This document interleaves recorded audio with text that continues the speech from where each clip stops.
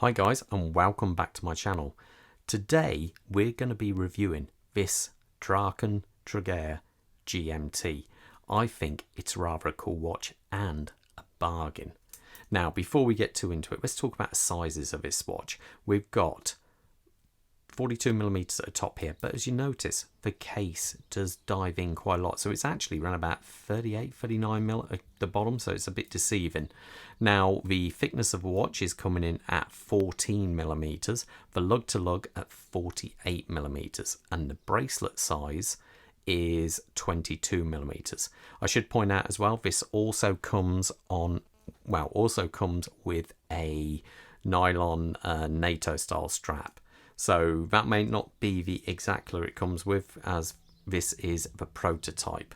So this one has been through the wars a little bit, but I say there are going to be a couple of little bits which are different. But in essence, it's the same watch. Now, as I've said, this is a GMT model. When you're looking on that dial, you can see we have 4 hands going on. And it looks the biz. Each one of these hands is full of lume, as too are these applied hour markers. It really does glow like a torch. It really is quite impressive, the lume on this watch. Now, one of the other things I should point out is we have a rather quality movement in here. This is the Sleater SW330-2. Now, that may just be numbers, but let's put it this way. On Cousin's website in the UK, this is a £400 watch movement. So it gives you an idea. So we are talking a premium movement. This movement also has around about 56 hours of power reserve. So it is a rather quality movement in what is an incredibly well priced watch. At the minute, this watch is on pre-order and you can pick this up. New Zealand dollars, this is 1,100 and I think it's, what is it, $1,125. So that equates in pounds to around about £575 with a Swiss movement. I put this on the time grapher earlier and it had 0, the beat rate was 0 and it was coming in at -1 second a day, which is phenomenal. So they really have got a quality movement in this watch. Now, being that it's a GMT, if I unscrew the crown with their typical loomed crown they have there, and it's a big crown with lots of knurling, you can really get your fingers around it and grip it ever so easily. So I unscrew this, and it pops free. Obviously, we can hack the seconds, second hand there, no problem. But if we go just one click, if I turn it counterclockwise, if you watch the date at the 6 o'clock position, that's your normal date, so nothing too special there. But if we then turn it clockwise, you see we can adjust that GMT hand and it's not disturbing the second hand. So it's just a nice way of being able to do it, without having to reset the seconds. So it's a very nice, it just works well. And I say plenty of screw thread to screw this down on. This, after all, is a 300-meter diver, which is pretty impressive. So as we come past that dial, we have this rather nice sapphire double-domed crystal. Now, being that it's double-domed, it means you don't get any sort of distortion because the crystal is the same thickness all the way across.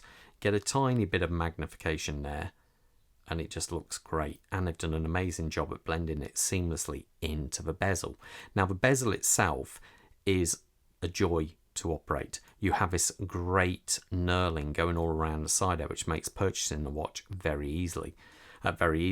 Now as you turn, very positive clicks. Turns out they actually use a ball bearing system on this. There's a tiny bit of play, but it always goes central, and it is bi-directional, so I can turn it either left counterclockwise or clockwise, and it always lines up spot on. You do have a plenty of lume on the pip there, and this watch is actually available also with a different bezel color, different dial color as well. So there's a couple of different options on this watch. But as you may have noticed, when I'm turning it then, it's got a strange amount of turns. Now, the reason for this, it's got 48 turns, which is primarily, sorry, I said that wrong, primarily based for a GMT watch. So it allows you to also do half-hour time zones as well.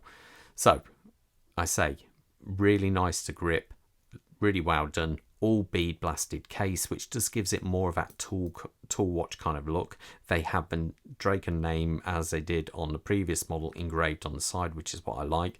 I think it's the same case design. It's very reminiscent of the Zin EZM range of watches. And I say, the screw down crown with plenty of room and the knurling on the side makes it incredibly easy to grip. Now, as we come out, we have this what looks like an engineer style bracelet. Now, this is one of the things which is going to change on the actual production watch. At the minute, we have split pins in there, but when you buy this watch, it will come with screws, and I believe the end links might be slightly better aligned as well. Now, the clasp is nice, fold over, solid, retaining there, and got the Draken logo and plenty of positions for adjustability. Let me zoom out a little bit there. So excellent, no problem at all. And as before, we have an amazing case back like you get on all Draken watches. So let's try this on my wrist and see how it looks. At a minute, I'm wearing a Zin 556. Keep that over with Bob. There it goes. And we'll try this on the wrist. So 7¼ inch wrist. And there you go. It looks cracking. Looks really, really good, I think. And I say, for the pre-order price, I think this is an absolute bargain.